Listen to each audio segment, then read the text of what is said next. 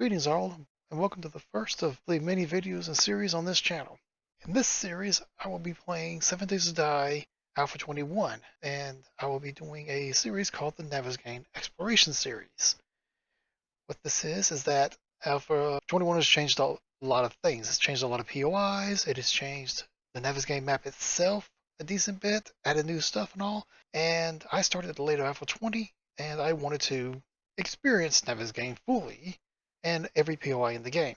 And I figured, since I couldn't find other videos on it, just little bits and pieces, I would go through and just make a large series of where I explore every bit of Navezgane and every POI in the game. So I hope you enjoy the series, and let's get into explaining what all I did to my game before we get into the actual gameplay. Alright, so before we go to in-world settings, let's cover the XML edits I did instead of using mods. I just find that's easier and there's no chance of mod conflict. So, first you need to find the in-game files. The easiest route is right-click the game in your library, hit Manage, click Browse Local Files. This will bring up the 7 Days to Die folder. What you want to do is go into the Data folder and Config. Here are your XMLs for more or less most of the stuff in the game that can be edited. Everything can be otherwise using Unity and DLL files, but that's vastly beyond my skill.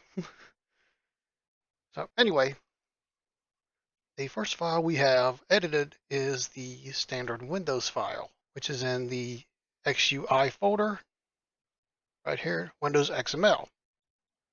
Right? I already have this pulled up in Notepad for simplicity to show the edits. Okay, so as we can see here, I've gone ahead and compared the two files, which is the originals, which you would have, unless yours has been edited, which I hope you did save the original, and the edited version.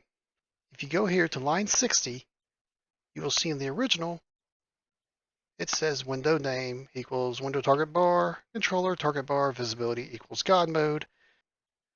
Right here you have what's called commented off.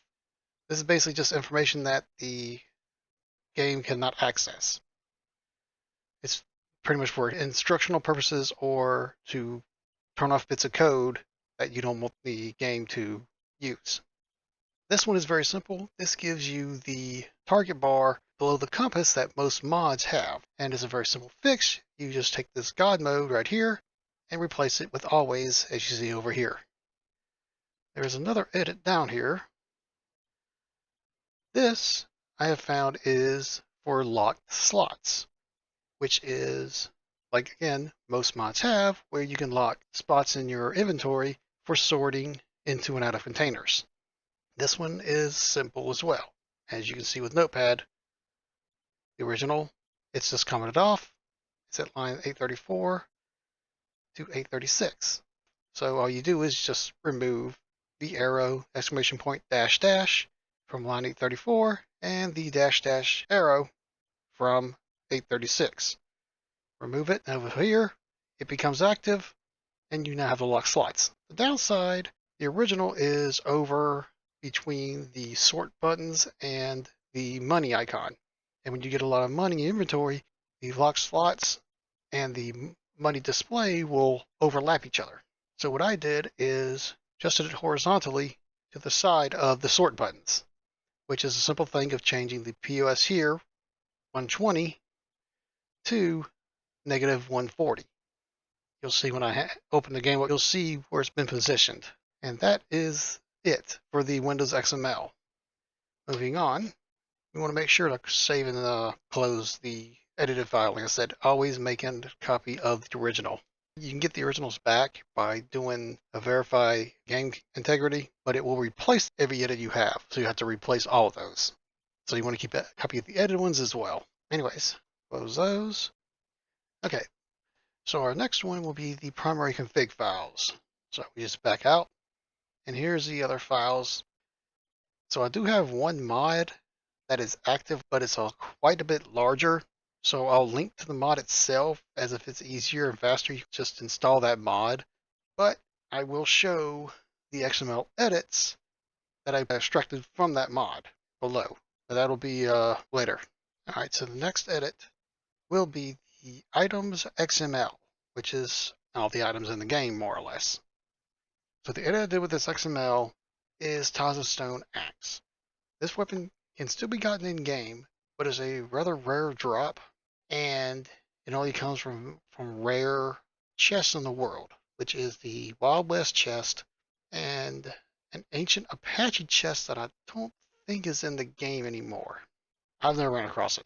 Fairly certain it's not in Random World Generation. It's only a chest available on Navezgane. So the axe itself was supposed to be a special axe to where as you use it against enemies, it would get a attack boost, because it was basically going to be a stone axe that you could use to both attack enemies and be an stone axe. I have not messed around with activating the buff it's supposed to get, because I believe the buff itself is broken, because it was put in, this is like 15 or 16, I think, and they have not messed with it since. So the changes I did is I made it cost slightly more stamina to swing, which instead of 9 is 10. I changed the mod slots on it. This is really going to alter its strength, because how the game works is normally when you add a mod to an item, it gains a power bonus, which you see here. It adds 0.10 to the entity and block damage. I altered it to where it'll do 0.12, which will cause it to climb a decent amount when you get enough mods in it. But usually by the time you're getting these higher mod slots, because this item has to be found and it's a rare drop, you'll likely not be using it anymore.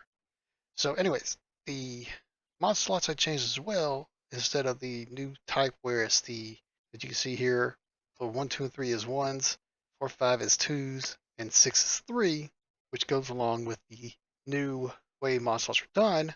I put this more to the older style after 20 and built before, where each tier gives you a different amount of mod slots. Tier 1 is going to have 0 mods. Tier 2 will have 1. Tier 3 will have 2. 4 will have 3. 5 will have 4. And 6 is 5 mod slots on it. And then here you have the entity damage, which is how much damage it does to zombies and other entities, is instead of 8, it is 10. And this is altered by the Minor 69er perk. That is all the edits done to the items XML. Fairly simple, straightforward. This one you can bypass if you don't care about the Taza Stone Axe. Alright, the next edit will be going to the loot XML. This is the XML that handles your loot drops. Okay, so now we have them open. The original and edited one. Hit compare. This one here, this item is a rare drop and a holiday item, as you can see over here. This is the Santa hat. It is only available during Christmas time. I wanted it active all the time because I'm a nut that likes Christmas a lot. Now this is still hard to get in the game because there is a lot to loot, as you can see in this section. This is just the loot group of apparel hats, because what a Santa hat counts as a hat, not a armor helmet. So it has to compete with all other hats in the game.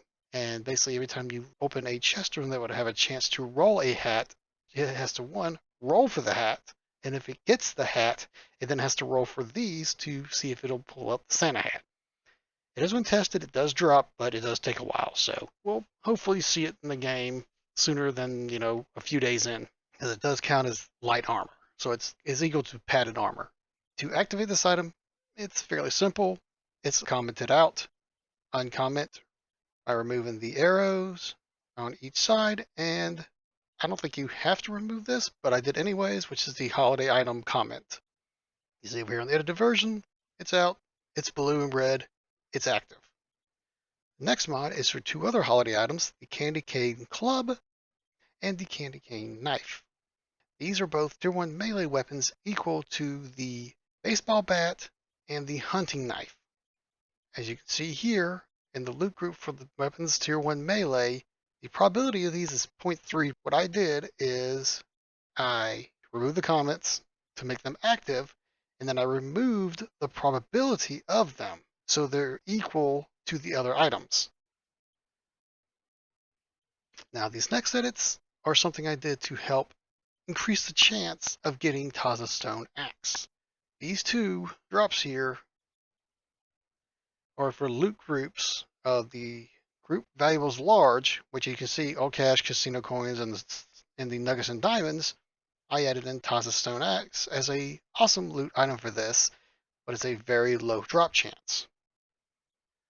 And then for the treasure cache, which is the valuables extra large, which again is these, I added it in, but I put the loot probability at low. So basically with these two, when it comes to the large valuables, Taza stone axe has less chance to drop than a diamond. But for the extra large valuables, Taza stone axe has a chance to drop equal to the diamond. Okay, so this edit, all I did was I turned back on the hazmat suit. The hazmat suits are in-game, but you can't get them, and they also unfortunately use the older model. Here for the Z-Pack Strong, which I'm fairly certain is the yellow one. And the next is I turned on for the boss, which is I'm fairly certain is red. Loot chance medium high, so we'll probably be seeing it a decent amount. And that is all the edits for the loot XML. All right, our last one of the non-mod style edits will be the Traders XML, which obviously holds all the information for the traders. This one is a fairly simple edit. I just turned on where the traders stay open all night long. So we have on line 310, we had Trader Joel. This is where it starts. And basically you just edit the close time for each trader. Now it is military time.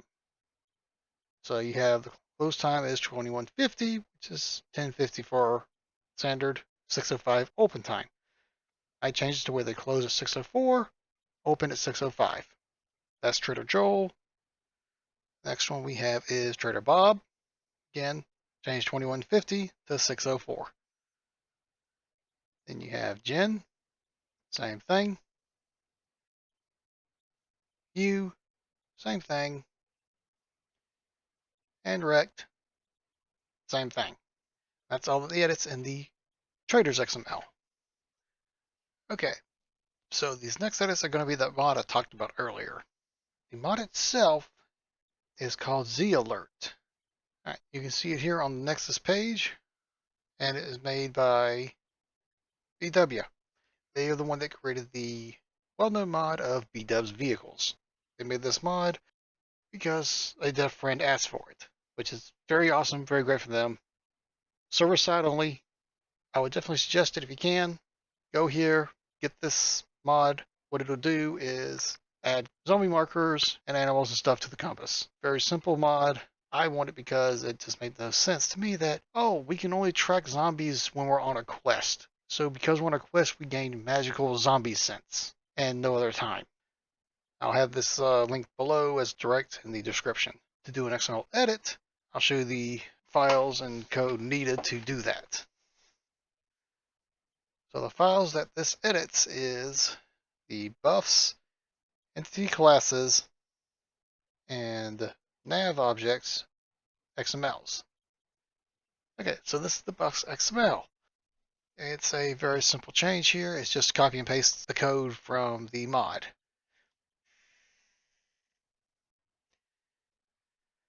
So what he did is he created a new buff for this mod. You get it automatically upon dropping in world, and it works. So at the end of the buff XML, all you need to do is when you get the mod downloaded, open up the buff XML file in the mod folder and the part that has buff name, buff zALERT, and copy the whole thing.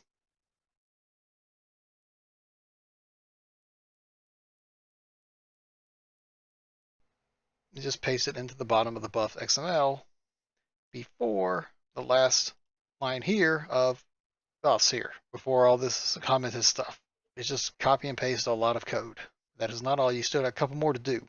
Our next one will be the entity classes XML. This one is very simple.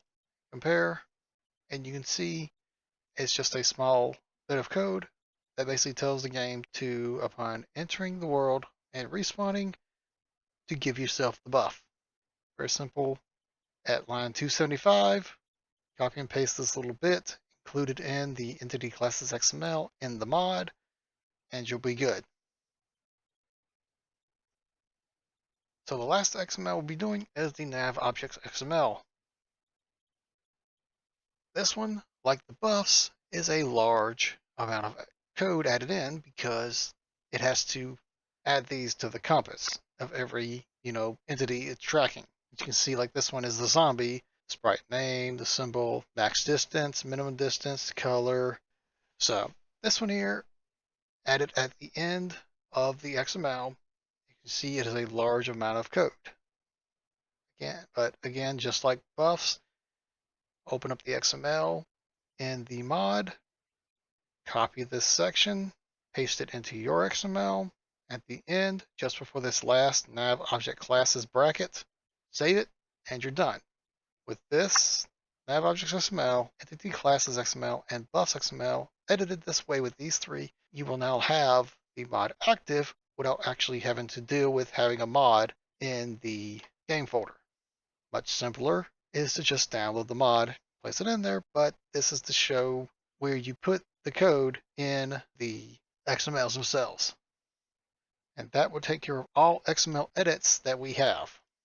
So after saving them all, making sure to copy the originals initially, and I would suggest, because the game auto updates, if you have it set to that, make copies of the edited XMLs as well. So when you have to do an update or verify game cache, basically you would take your edited XMLs, picking them up, dropping them back in the folder, replacing them, and done, you have your edits back. Okay, so our last two to look at here is going to be our biomes for my Navezgane map, which I did alter. Keep in mind that this will not alter any of the POIs or any of what is found, just the biome that is this then. Okay, so we have the current Alpha 21 map of the biomes is right here. This is how it's currently designed. You have Trader Genesis little spot here. You have your pine forest, the burn forest, wasteland, desert, and snow biome.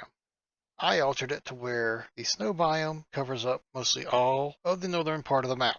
The forest biome has moved down. As you can see, it covers up where the black burnt forest was here and goes down to where Jen is, down and around, and covers this whole central area. Basically what I did was there is a river that goes here and a river that goes here. I pretty much had the forest boundary those two rivers.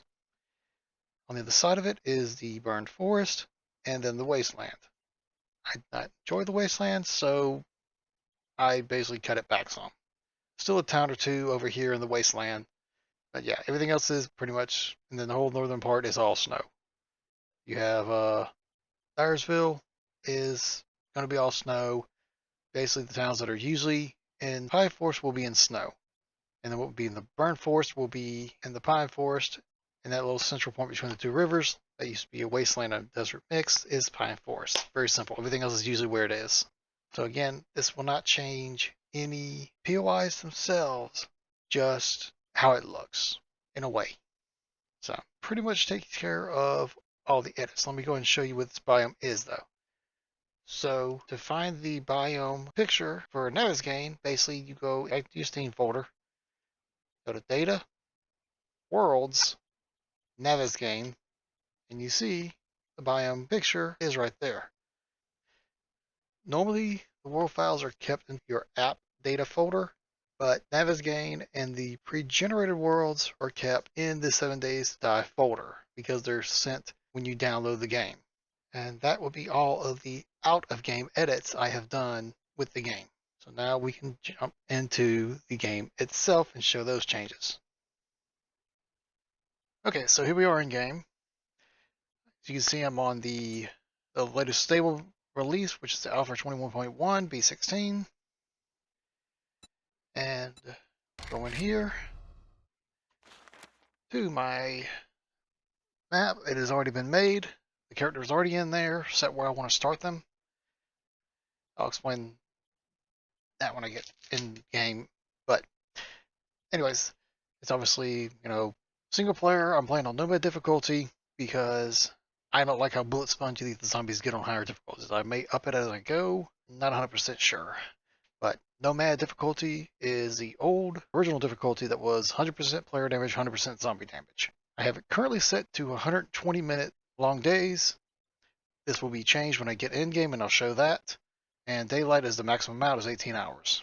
For the basic settings, blood moon frequency is 7 days, no variation. It'll show the red date in the morning. I have maximum zombies on the blood moon, but for the zombie speed, it is walk at day, which is default, jog at night, ferals run, and the blood moon is at default sprint. No feral sense. No thank you. But I did turn down the XP multiplier to 25% because there will be a lot of POIs. I will be doing a good bit of building, and you just get way too much experience through building and gathering of materials.